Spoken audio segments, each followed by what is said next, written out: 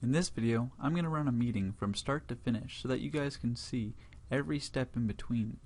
I've got two individuals I'd like to invite to my Skype for Business meeting. One of them is Chris Huey, who's inside of the company. The other, his name is Xander, and he's outside of the company, and he doesn't have link. I can invite them both by going up to New Items and clicking Skype Meeting. In the To field, I can put both of their emails. So we'll just add Chris, and then we'll add Xander.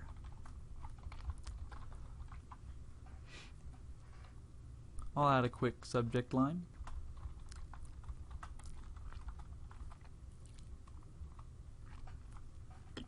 This link here will be sent to them where they can click on this to join my Skype meeting when the time comes for the meeting. I'll go ahead and send out this invitation to these two. You can see my new meeting has been added under the Meetings tab. When the time comes, I can right-click on this and click Join to go ahead and join the meeting. But the meeting isn't for a few more minutes, so I'll wait. In the meantime, let's go see what Chris is experiencing from his point of view. Alrighty, let's take a look from Chris's neck of the woods. We see he's got the invite here. He has his options to accept or decline, etc., etc. We can accept it, or we can go ahead and click Join Skype Meeting here. This will automatically make us join the meeting because we already have Skype for Business installed. From here, Chris has the option to use Skype for Business to be able to use the audio and video experience. He'd also use Call Me At, which lets him type in his phone number, and Skype for Business will actually add him to the call by calling his cell phone, and he can listen into the call and talk in the call, all using his cell phone. You can also choose Don't Join Audio, which will make it so when he joins, there's no audio involved. We're going to go ahead and click Use Skype for Business Full Audio and Video Experience, because that's generally what you're going to choose. He'll choose OK. Unfortunately, it doesn't look like he has an audio device. In the meantime, he can use this chat box to type what he wants to say. Let's go take a look at where Xander is at this point. Remember, he is not a member of the company, and he doesn't have Skype for Business. Let's see what it's like for whenever he tries to use it. Alrighty, Xander is logged into his email, and here's the meeting invitation. Here he only has the option to join the Skype meeting. We'll go ahead and click that. Because Xander doesn't have Link or Skype for Business installed, unlike Chris, whose invitation automatically opened up in his Skype for Business, Xander's going to have to choose something else. Luckily, when he gets here, he has the choice to join using Link Web App instead. We'll click on that. The Link Web App is just a simple plugin. It takes a few seconds to install, and once it's done, he'll be able to join the meeting without actually having Link or Skype for Business installed on his computer. As you saw there, the install was pretty quick. We'll click Launch Application. Now Xander's in the Link Web App. Because he doesn't have an actual account, he'll have to provide his own name. We'll do that. He now has the option to join the meeting. Or, if he has an Office 365 account, he can sign in here and it'll use his information from that. We'll go ahead and click Remember Me and join the meeting. You can see it looks a little bit different than from what Chris was seeing. Down here, Xander has the options to do his messages, do calls, do video cam sharing, and presentations if he's given permission to present. Even though he doesn't own Skype for Business, if the meeting's presenter gives permission to Xander, he has the full capability to present just like anyone would if they owned Link. Unfortunately, Xander doesn't have an audio device, just like Chris. That's okay though. We'll just use the chat for now. We can see Chris is in here. We'll go ahead and say hello to Chris. Let's take a look at what that looked like on Chris's end. Looks like Chris got Xander's message. Let's go take a look at it from my point of view now. I'll go ahead and join the meeting by right-clicking on the meeting under this Meeting tab here. I can also do it from the event in my calendar itself. I can right-click on it and click Join Skype Meeting. But I'll just do it from inside of Skype for Business. I'll choose Use Skype for Business, Full Audio and Video Experience. We can see that all three of us are in the meeting now. To get an idea of what all these symbols mean, up here in the top left shows that Chris and Xander both don't have microphones. That means that they're not going to be able to add anything vocally to the conversation. If I decide to open this I am screen on the side though, I'll be able to see the messages that they're sending to each other, so they can participate that way. For people who are pretty important to the conversation, I can pin them and they'll stay there.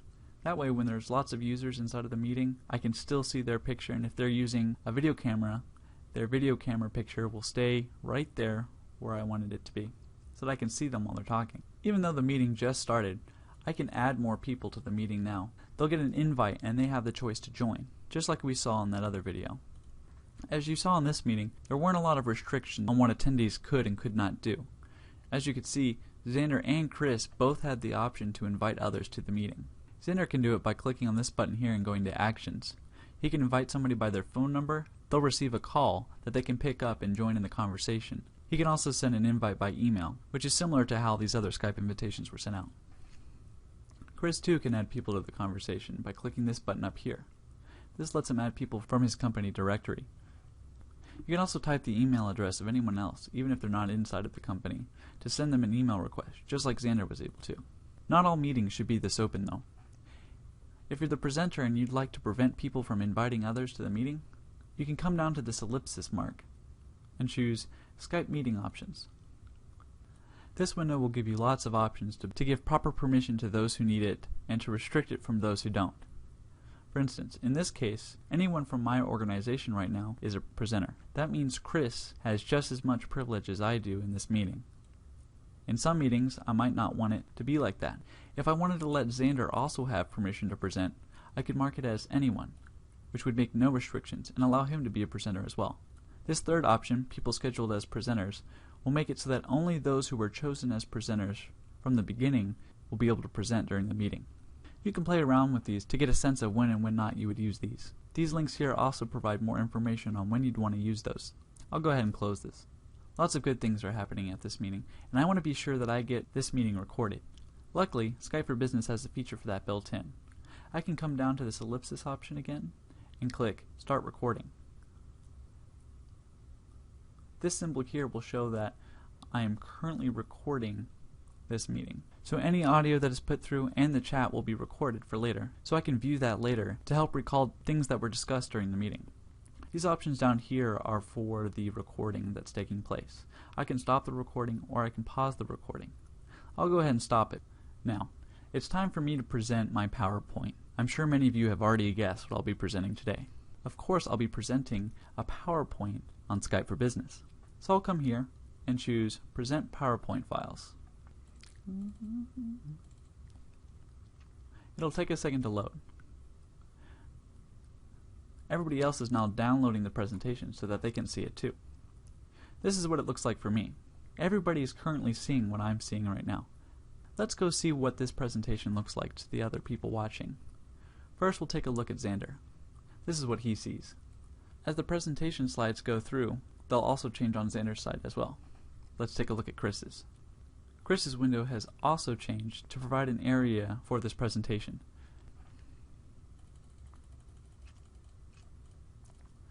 Alright, that was a pretty interesting meeting. Now it's time to discuss. I'll go ahead and pull down this PowerPoint so that we're not looking at it anymore. Now that my PowerPoint is done, I kind of want to discuss some ideas that I'm having to help further promote Skype for Business. Xander and Chris are on board to help me out with this. We'd like to do some brainstorm. To do that, I'm going to come down to this Present button again, and I'm going to click More. Inside of More, I get three options: Whiteboard, Poll, and QA. The Poll and QA are pretty straightforward, as well as the Whiteboard. In my case, I want to go ahead and use the Whiteboard so we can draw on it and mark out our ideas to further promote Skype for Business. Now that I'm presenting this whiteboard, anyone currently in the presentation has access to these tools on the right side.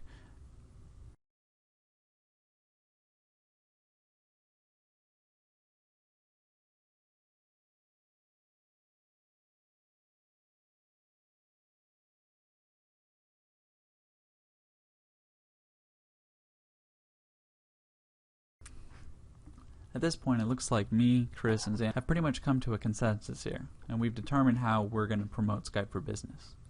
I can now close the whiteboard. I'm done with my meeting now. So I'll go ahead and say goodbye to everybody. And I'll leave the meeting by clicking this hang up button. The meeting is still technically going because the other two participants are still in the meeting. The meeting will stay open until everybody's out of it. If I wanted to rejoin later, I can just click this rejoin button. Well, I'd say that meeting was a success. I'd like to take a look at that part where I was recording. I can manage my recordings by going down to this drop-down menu here and going to Tools and Recording Manager. Once here, I can see all of my recordings of the various meetings. I can publish it, which essentially means that I'll be converting it to an MP4, which is just a video file, which means I can email it or upload it online where others can see it. I can rename the meeting, or I can play it. When you click play, you'll be able to hear the audio from everyone talking during the meeting. You'll also be able to see whatever was being presented at the time. I think I'm done with this recording, so I'll go ahead and click delete to completely remove it from my computer. In this video, I showed how you can invite people to Skype for Business meetings and what it looks like from the attendee's point of view. I've also shown how Skype for Business can be used to include attendees that aren't within the company or don't even have Skype for Business or Link. Anyways, I hope these videos have helped you feel more comfortable with Skype for Business. Let me know if you have any questions. You can shoot me an email. Thanks for watching.